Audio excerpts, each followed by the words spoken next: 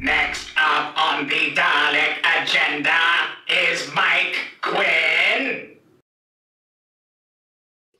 My name is Abby Ekenezer, and I have the pleasure of interviewing Michael Quinn, who's a talented actor, producer, and creator extraordinaire with credits from TV shows like The Muppets, Muppet Now, Kidding, the original Dark Crystal, and movies like Star Wars, Return of the Jedi, The Force Awakens, The Last Jedi, and The Rise of Skywalker. Woo! Hello. Thank you so much, BritCon, for having me, and thank you, Abby. It's a pleasure to be here, and welcome everyone watching as well. So yeah, good to be here. So I just wanted everyone to know that during this question and answer, this Q&A, we previously asked our attendees and viewers to generate some questions that they've always wanted to ask. So we have a lot of questions, and we only have about a limited amount of time to get through this. About 45 minutes or so.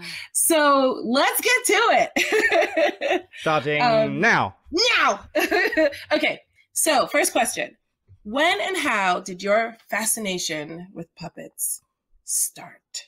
Well, let's see. Being in the UK, of course, growing up in the 60s, there are a lot of puppets on TV, like old shows from the 50s, like Muffin the Mule and Bill and Ben and these marionette glove puppets, Sooty Show and all that stuff. So I grew up with that anyway. But also at the beach, you'd see Punch and Judy shows as well, you know, the glove puppets and things. So I'd always liked puppets. I think my very first puppetry was wanting my teddy bear to come to life and talk back to me, so I would move him like he was a puppet, and then that way he was alive. So I'd be what, like 3 or something at that time.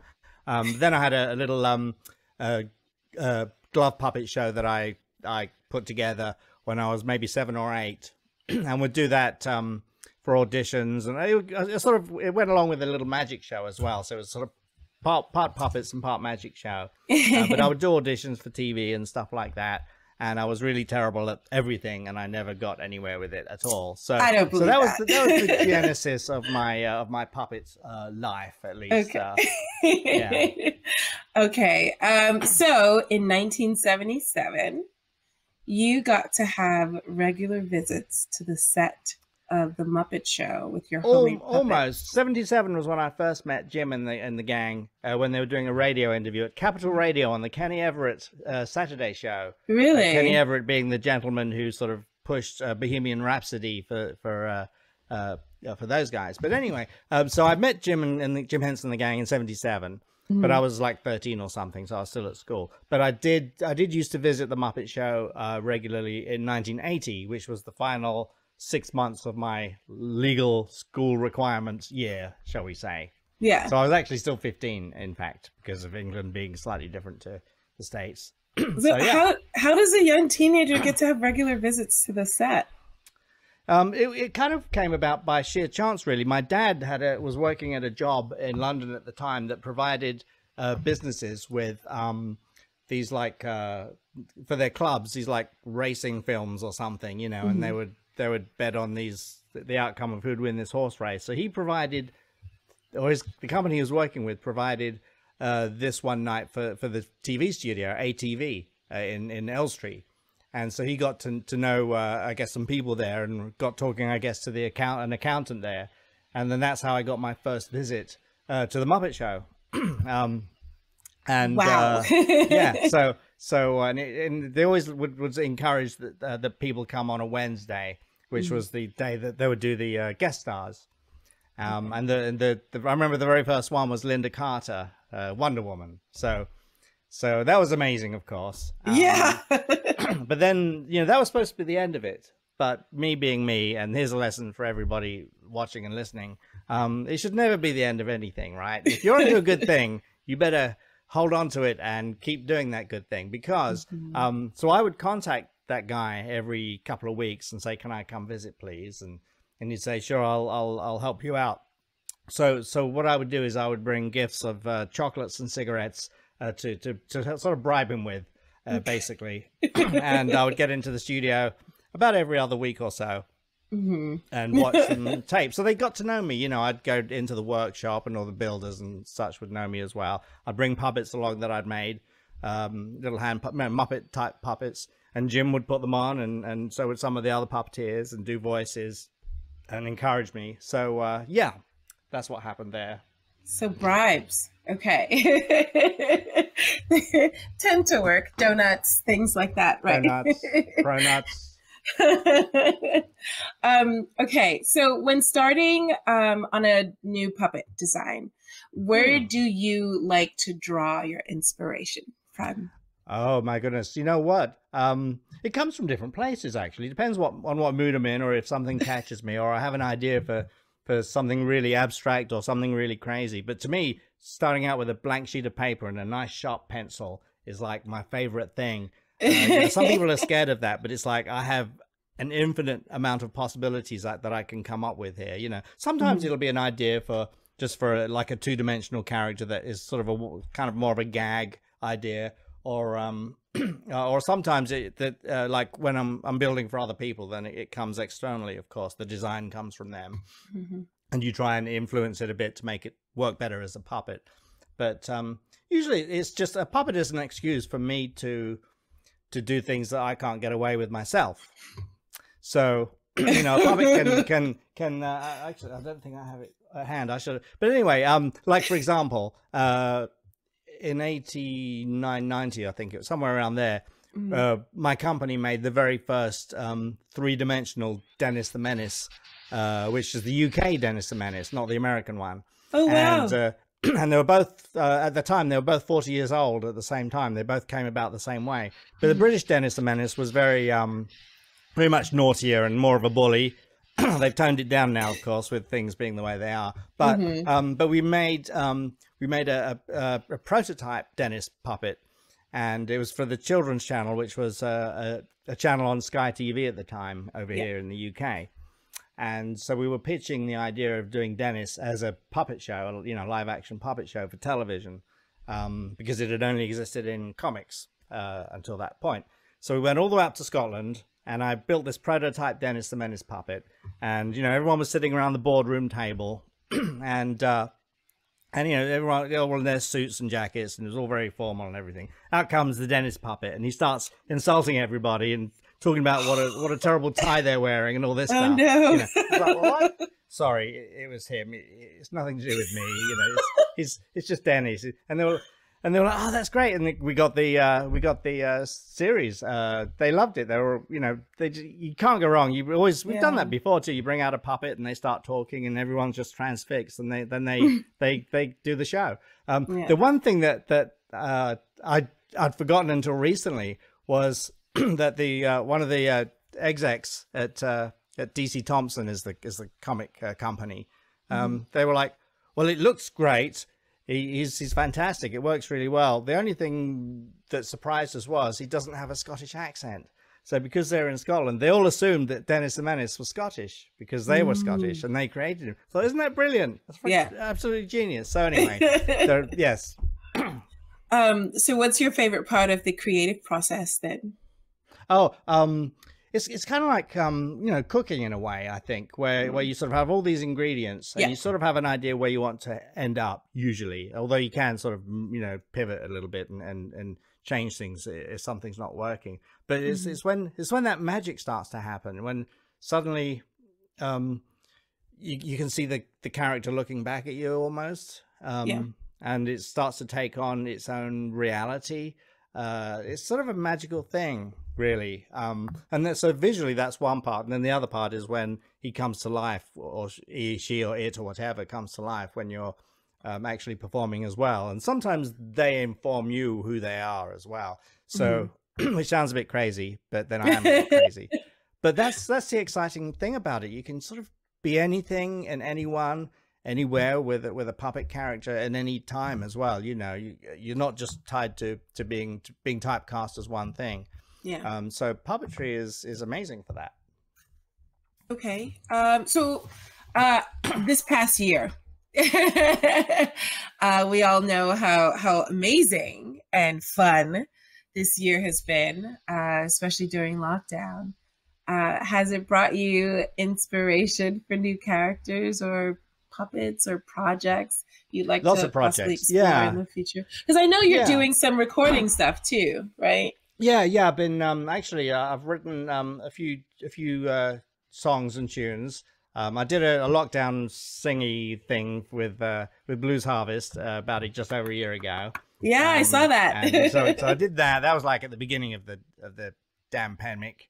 And Yeah. so since then I've written a couple of songs that aren't finished, but I've been sort of using that to learn as well. And then I did this other challenge where you had, it was like an 11-day challenge, I think, where you try to come up with a musical idea within, like, I think it started out being 30 minutes, and then by the end it was like 5 or 10 minutes, you know. So I came up with all these different musical themes and ideas. So that was one thing that I did. And then I designed a few different puppet characters and settled on this guy, which I've been making and people have been buying, which is this fellow, which you've probably seen. Oh, yes, I have. I have seen. I've seen me before. Yes. Check, check. Yeah. Anyway. That is great. So yeah, you can. It smells. You can let go now. So yeah, so that's wonderful. So people have been this is for my puppetry academy, but people have been buying these either just for fun or to use professionally or semi-professionally. But the idea is that you know, it's gratifying already. You just put it on and you don't even have to do anything, and it's cute and fun, and you know. So, puppets should be fun, and then, you know, getting a reaction is I'm not reacting at all to you. No, I can see that. Yeah. So, you know, that's what it's all about, right? Yeah, definitely. So yeah, that's it took me a while to come to this. This design, I sort of had an idea what I wanted, but I didn't know if I wanted sort of white around the eyes, and I made some ones with big giant jaws that came out here, and I might finish those. They're kind of fun. I would love to see those. Yeah, definitely. Yeah, so they're like 3 different sizes and different shapes, but they're all sort of variations on this same guy. But I settled on this one anyway. So yeah. Anyway, I can't even remember what the question was now. I just got excited because I saw a puppet hiding in the woodlands down there in the tree trunk. Well, that's actually a question that I wanted to ask. So, like, if you were going to design a puppet that represented you, what would it look like? Oh, there is one here. Someone did that for me, actually. Where is it? Really? Yeah, someone made, talk amongst yourselves and I'll find it. I think it's up there. Somebody made a puppet of me a year and a half, 2 years ago or something. That is amazing. And I have it here, but I could go and get it, but it'll waste time that we don't have. But it looks a bit like me with when I wear my glasses and my shirt and everything. That's amazing. That is wonderful. I should have brought it out. Sorry. So segueing from puppetry, let's talk a little bit about Star Wars. Okay. Your character, the correct pronunciation of your character's name is Nine Numb, like number 9. Okay.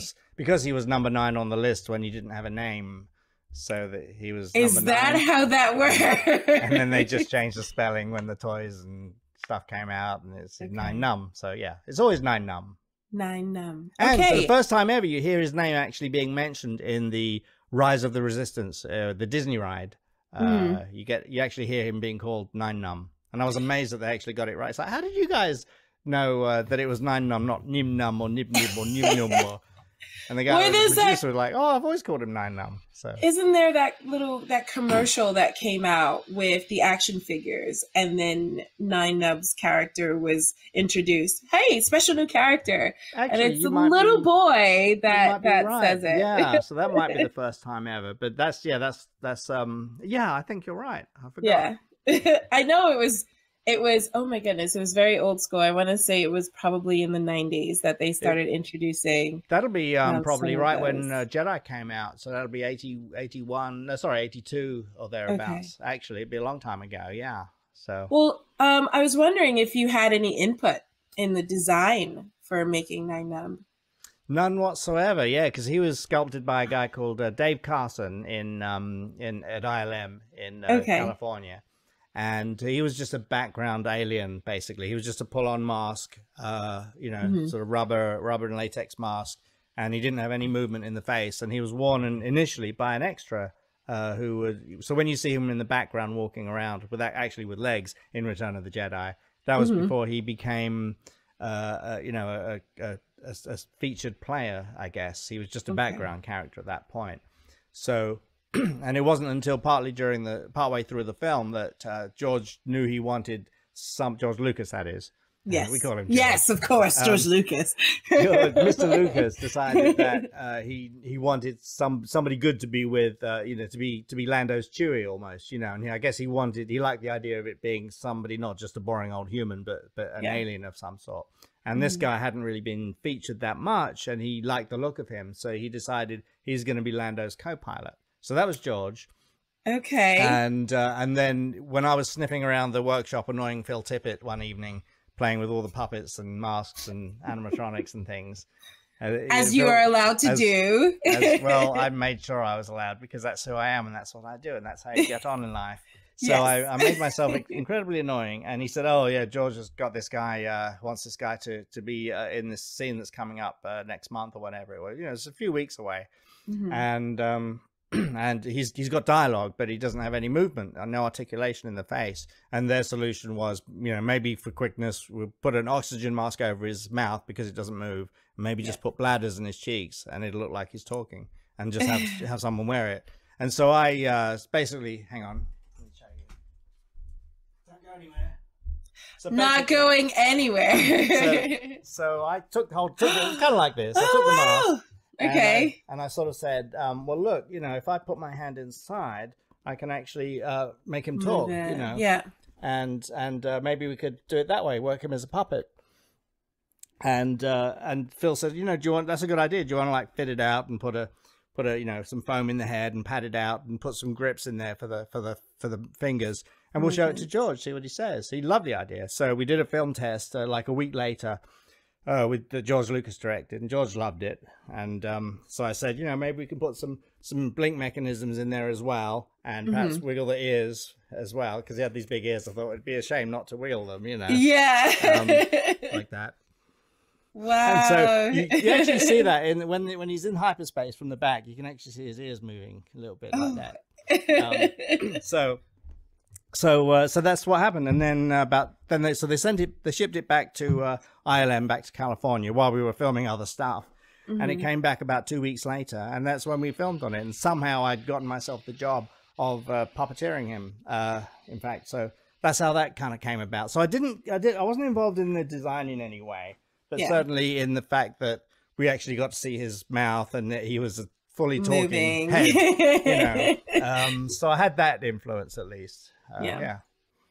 So with that, when you were talking about being in the Millennium Falcon, what was it like actually stepping into it for the first time on Return of the Jedi? Yeah. Well, for me, being a fan of the first two films, just stepping onto any of the sets, and seeing any of the characters was, of course, oh my God, there's 3PO and there's so-and-so, and there's these new characters and new sets and ships and things like that. But the Falcon, of course, is fantastic. So we just used the cockpit section. They removed that, and they put it on a gimbal, rocking gimbal, and they just had, now it's on simulators and all this kind of stuff. But back then it was stagehands rocking it around. So it's a very tiny set. It's smaller than this room that I'm in now. You've seen the pictures and films and stuff. So it's quite a small thing. And they had to cut a part of the base of the seat out for me to lay flat on my back, so that I could get out of shot and hold the puppet above my head. And I had a little monitor. So I couldn't really, once I was in there, I couldn't move. I couldn't really see out. I couldn't see anything. But so I was in there, and then they would lower the puppet through the window onto my hand, because there's no glass in the Millennium Falcon windows. Oh no! So they'd lower him through and so I would work his right hand with my right hand, and then his left hand was, because I'm left-handed, so I'd work mine like this, and then his other hand was stuffed, and it was just rigged onto the flying yoke that's in the Falcon. Yeah. But because I couldn't see out, and this thing was rocking around a lot, it's kind of like being in the hull of a boat at sea. You know, you can get motion sick really easily, which I did. So I was a little bit queasy in that thing because I couldn't see out. Okay. But it's interesting to note that George Lucas directed those scenes because they were running a bit behind, and Richard Marquand, the director, was directing the Rancor pit scenes at the same time. So George actually directed the cockpit scenes, which isn't really documented, I don't think. Okay. So how was it co-piloting technically with the rocking motion and everything, besides the seasickness, obviously? It was great fun. You get to fly in space and blow up a Death Star. I mean, what's not to love, right? With Lando, with the amazing, fantastic, lovely Billy D. Williams. I mean, yeah, it's like, oh yeah, you know, I mean, it doesn't get better than that, does it? No, definitely not. So, you know, with the success of Star Wars and obviously the Disney theme parks, how does it feel to have a role in a show that keeps on playing at Disney, especially at the Rise of the Resistance park? Yeah, I mean, it is like it's kind of like a genie that keeps on giving is I think how I sort of like to look at it, because it somehow does, you know. I mean, you know, when Return of the Jedi ended, there was still talk that there'd be another, you know, 3 films. George originally said he wanted to make 9 films, but it didn't happen for the longest time.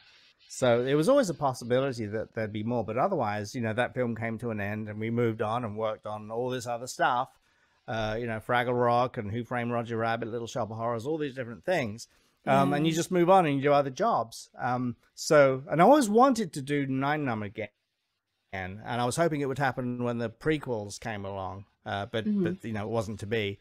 But then when the final trilogy came up, I thought, oh, okay, I want to do this guy again. So in my usual way, I was proactive in making sure that they knew I was still alive and everything like that.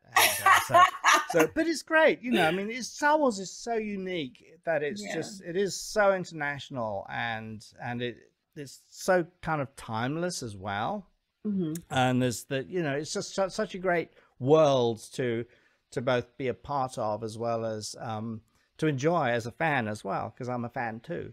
So I like all the movies and the shows and everything. So, and yet it's just exploding now. It's just opening up with the new shows and new stuff that they're going to make. So it's just like ongoing, which is great. It's lovely, you know, and I feel very privileged. I don't take that for granted at all.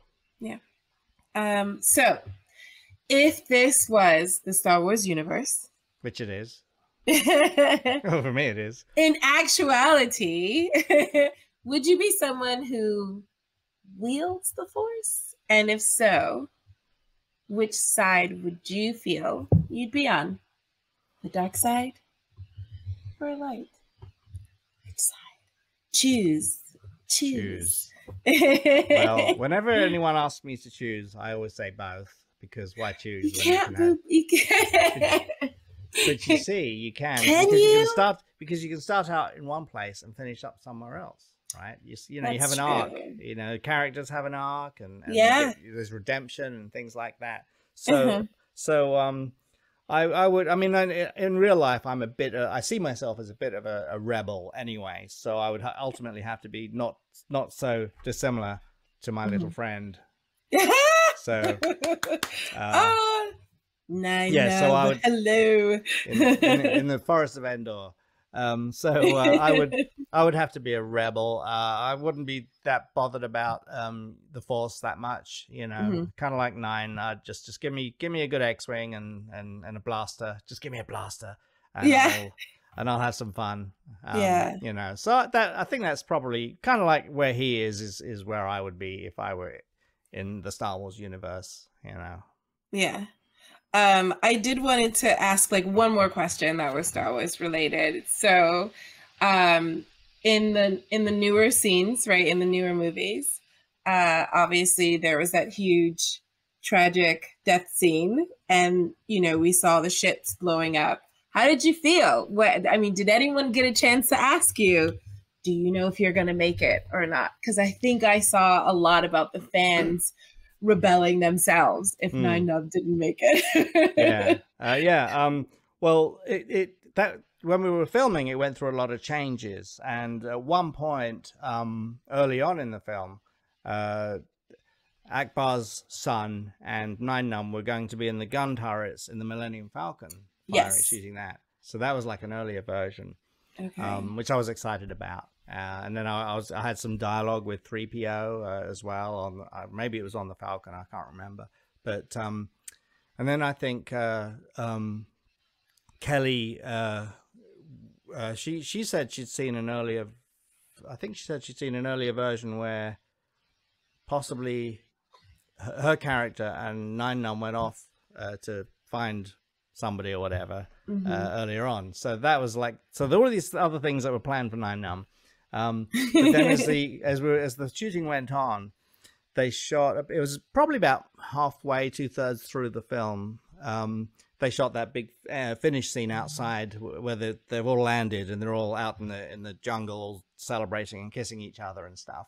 Yes. And and I was like, how come I'm, I was there working eyes on, I was doing animatronics on Akbar's son, Aftab, I think his name was. Yeah. So I was working as a puppeteer, but I was still dressed in my red suit because I also had scenes in that set in other earlier scenes. Some of them I think were cut, but nevertheless. So I was sort of wearing my red suit, but without the head, and working at animatronics for this other guy. And I was thinking, I was like, well, I should be there too, shouldn't I? Maybe I finally popped it. So right near the end of the film, we were shooting something. I think it's some pickups or something, reshoots, I think it was, for some scenes. And I was in Nine Num, and I was like, JJ, come here. What is it? What's wrong? Just tell me, yes or no. Does I need to know? Does Nine Num make it or not? Right. He was like, I'm afraid to tell you that he doesn't. But here's why. I was like, okay. He said, we actually need some sacrifices to give this thing some gravity and some weight and some meaning. And he said, my friend, who plays Snap Wesley. Yeah, Greg Grunberg, right? Greg, who's, they're buddies. He said, even he's going to die too, So it's not a personal thing, it's just we need this to happen. And I said, you know what, that's fine. Going out a hero is a very respectable way to go. So I said, yeah, I'm fine with that. So of course, I knew that like a year ahead or whatever. So whenever I was doing conventions and people were asking me about these things, what's going to happen, I sort of have to give them misinformation to not give anything away, obviously. However, now, so we shot the quite a lot of footage in that cockpit there, which was Leia's original ship. It's the same ship that's in Star Wars. Yeah, that gets the plane. It's an amazing thing to be flying that thing. We went in and out of hyperspace and did all these different things.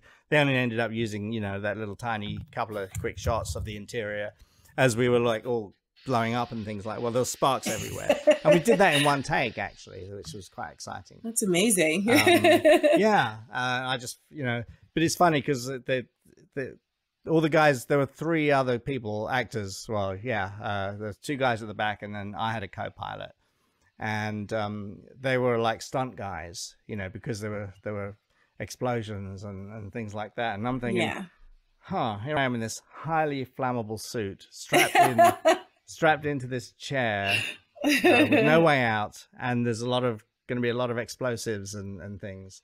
So I just thought, well, there's 5 officers around. What's the worst that could happen? It'll be a good story to tell.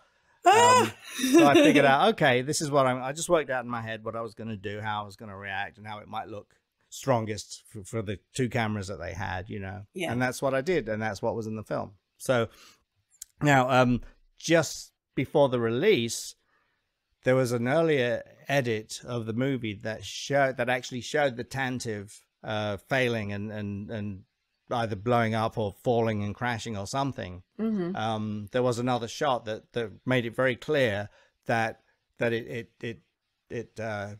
bought it basically. And then that was removed right near the end, so you don't actually see the interior of them like going like this, as you do with Poe as well. I think you see Poe like, you know, but you don't actually see anything happen to the exterior of it like you do the other X-wings or the other ships. And then you hear Poe say, we're back online, kind of thing, you know, after all that's over. So I don't know if it was just a pacing thing, or they didn't want to take that moment, or what, or they wanted to save the Tantive 5 for another, you know, future show or movie. They didn't want to actually destroy that piece of Star Wars history. So the original intent was, yes, he was going to die, but then it was kind of so ambiguous in the final movie.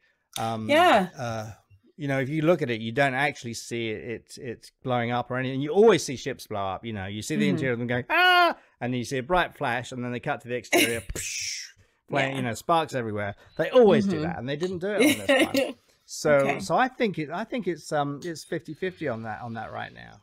You know. Okay. Interesting, huh?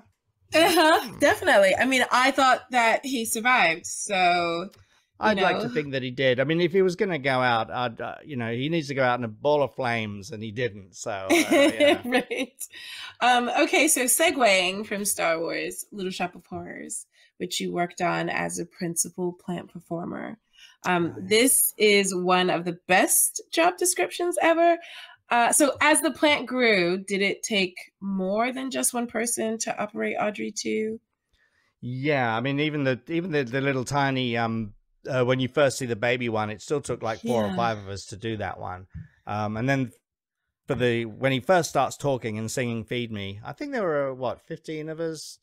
I think I was top lip, and Dave Barkley. We had two sets of lip sync puppeteers. There was one person opening and closing the actual pod, you know, like the Jaws, and then I think I was working top lip. Dave Barkley was working bottom lip. The other team was Mac Wilson and Rob Tigner, and we tag team. So we rehearsed that stuff for months and months and months, and then you have someone else on the tongue and on the vines and on the leaves. So we were, I don't know, 15, 20, 30 people for the majority of the plant stuff. But when we came to do that shot there, that's at the end where he sings "Mean Green Mother from Outer Space," I think we had something like 60-ish, roughly 60 puppeteers on that altogether. Wow. So yeah, because he was so huge and there were so many parts to him, you know, and that was all life size at that time as well. So it took a lot of rehearsal. Yeah. I mean, it seems like practical effects is just so much more than always, you know, special or visual or anything. Yeah, you know, even for their limitations, that's a good thing. You know, they can only do so much. You know, the physical materials can only stretch so much or move in a certain way, and or if they're heavy, they have a top speed. You know, and they have momentum, and they have to speed up and slow down. With animation, it's much harder to get that right and get the materials right. You know, separate to lighting. So so you just can't beat a real in-camera effect. You know, there's just nothing like it at all. Yeah. Yeah. So with Fraggle Rock, you were working in different regions, right? Like UK, Germany, and France. How did the recording process differ, and what were some of the challenges presented by each region? Yeah, the challenges were, well, you know, we did one in the UK, in England. So that was easy because that was in English. And we could pretty well do anything we wanted. But the other challenges were in France, it was all in French, and in Germany, it was all in German. So, you know, there was the language issue. So I'd have to have, my script would have 2 versions, you know, the language they were speaking, and then what the translation was. So I would know, like if I was working Sprocket, I would know what my cues were and that kind of thing. So, and also, you know, sometimes there was a quality issue because, like, for example, in France, there was one particular director who didn't really understand puppets, or you know, he just didn't seem to want to learn from us, and so we were kind of you know, yeah, we had to deal with his ego and his lack of knowledge about how to work puppets on locations, and you know, for Uncle Traveling Matt and things like that. Yeah. So I didn't feel I was in very good hands at one point in France. In Germany, the bits with Sprocket the dog were exact copies of the original Canadian version. So the set was the same and the character was the same.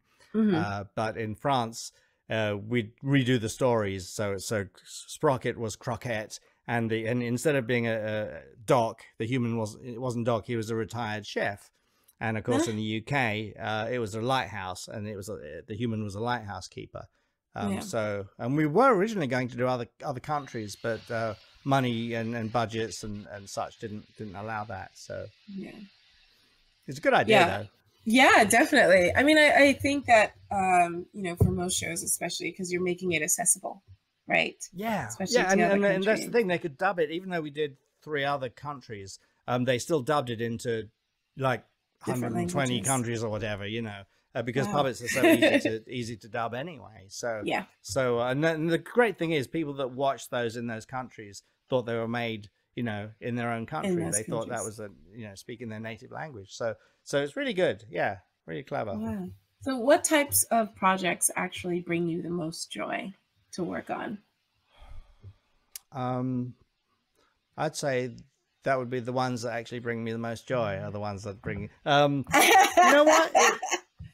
It's different for different things. I mean, like with Muppets, one of my favorite things with them is when we get to do songs and work with music and musicians, you know, and sometimes people that you really admire as well, that you otherwise wouldn't get to meet.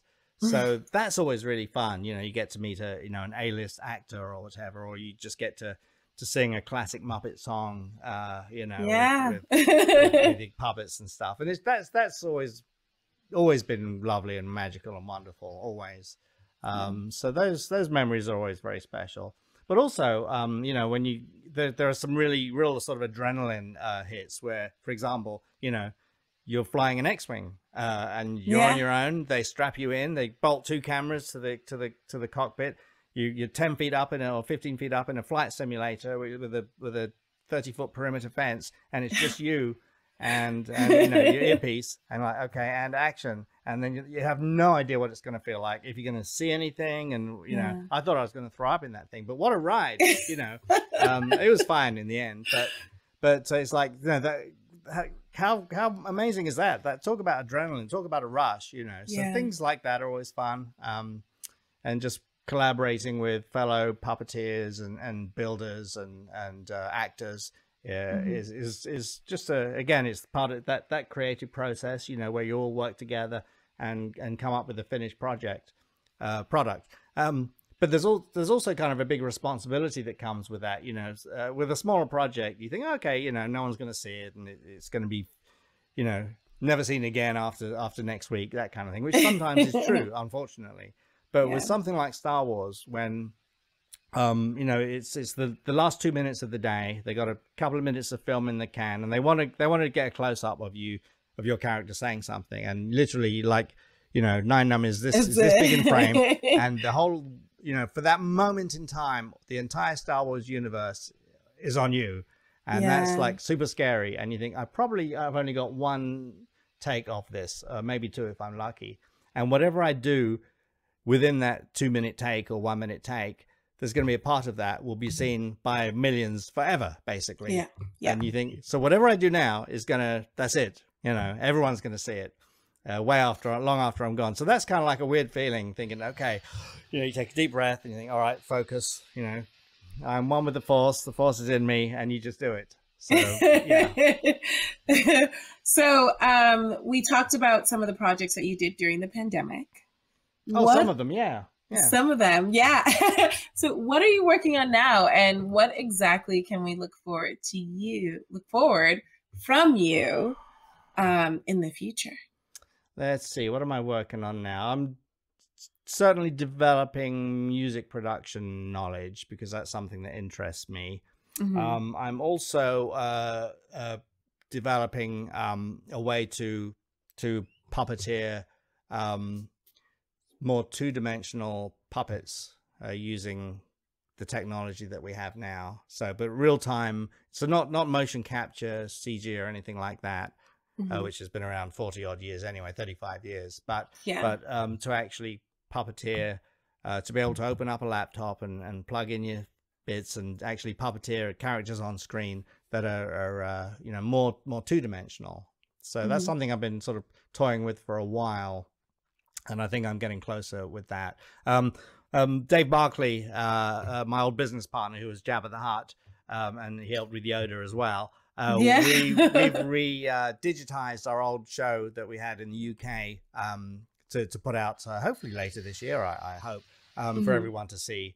And that had UK, it was a hand puppet show, just animal characters, but we had British celebrities doing the voices for us. So so for the people that really old school Brits will know who Stanley Unwin is. So he was the main character, and then we had Barbara Windsor do one of them, and the other two were Michael Bentine and Spike Milligan, who were, you know, originally in the Goons, which influenced, of course, Monty Python and such. So so that we made that in the mid '90s, and we're going to release that for everyone to see and enjoy later on. So that's there's all the tech side of it that has to come together online, of course, to make that happen too. So that's one of the things. There's so many things happening at once. I can't even. You've also written books too, right? Yeah, but actually, I have one book that's about ready, but I'm waiting to edit it because I want to edit it at the last minute in case I come up with something else or want to add something. But I'm basically waiting to go back to California to pick up my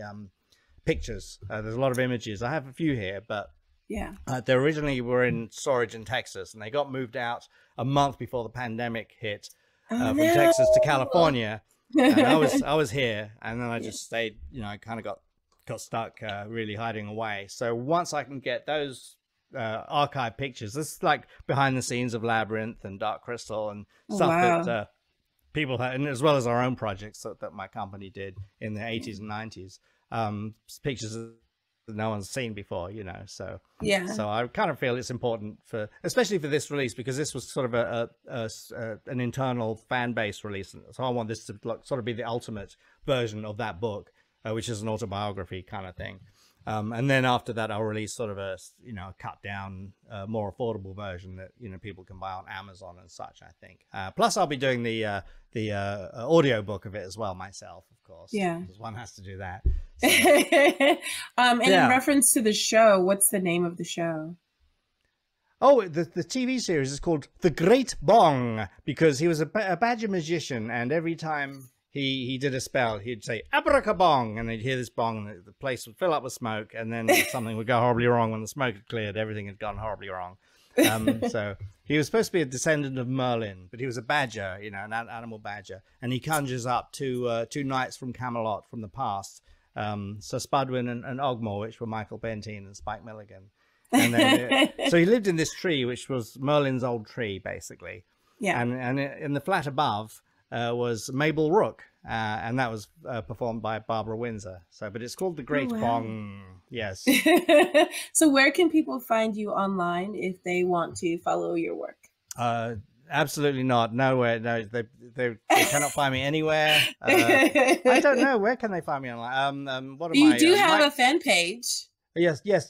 Mike Quinn on Facebook, and I'm also what am I now? Mike Quinn Studios on Instagram. It was Secrets of Puppetry, but I changed the name to get my branding more coherent and all together and stuff. So new age. So, yeah. I'm actually going to create a new website, Mike Quinn Studios website, but I haven't had time to do that yet. So I just had my store put up, but that's closing. By the time people are watching this, it'll be closed already. So you can find me on Facebook. Just type in my name and see this. When you see this weird face, chances are it's me. And on Instagram too. So yeah, I'm around. It's easy to find me. And I know that we have a link for some of the items that you are supposed to be selling, because you are closing down your shop today. Oh, right. Well, this, yes, that's right. But this link here is my Secrets of Puppetry online academy, basically, where there's like 4 or 5 hours of lessons where I'm teaching how to break down everything from step one, all the techniques that were taught to me by Jim and Frank and all those guys back in, you know, when I first started. So people can it's like a lifetime membership as well. But there's a $200 discount right now, and I think there's about 36 left spots left for that. So it's super cheap. And you get to join the private Facebook group as well, you know, and people get more access to me and can show me what they've done and things like that, get feedback from me. But essentially, it's an online academy with little videos where they can essentially learn all the basics from day one right up to performing a song and characters and all the different techniques. So people are loving it, you know, but visit the link and check out the testimonials and have a little look around. There's some other freebies, like there's some little books and stuff like that. So, yeah, you know, it's great. And there's nothing else like that, that to my knowledge, quite like that yet. And it's what I wish that I'd had when I was first starting out, because I kind of had to make mistakes on camera the hard way. You know what I mean?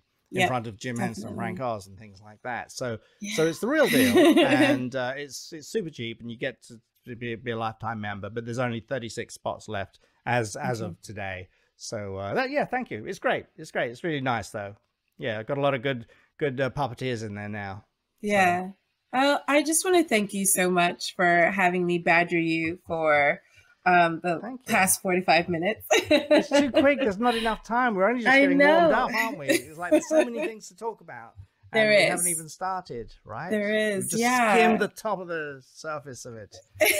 Thank you so much, and I wish every success to 2021 BritCon, and also even greater success for 2022 BritCon. So where we will be in person finally. Exactly. Enjoy. So thank you very much, and my best to everybody, and thanks guys for watching, and take care. See you soon. Thanks so much. And I just want to say thank you everyone for joining us today. Please don't forget to make sure that you stay tuned. There is so much more content that BritCon 2021 has put on for you. More interviews, more questions, and definitely join us next year for BritCon 22. We cannot wait to see you all there. That was great! Hello there! I'm the Doctor, President-elect of the High Council of Time Lords, Defender of the Laws of Time, Protector of Gallifrey, and Eater of Unlimited Rice Pudding, etc., etc. You're watching BritCon! Don't go away! Is it me next?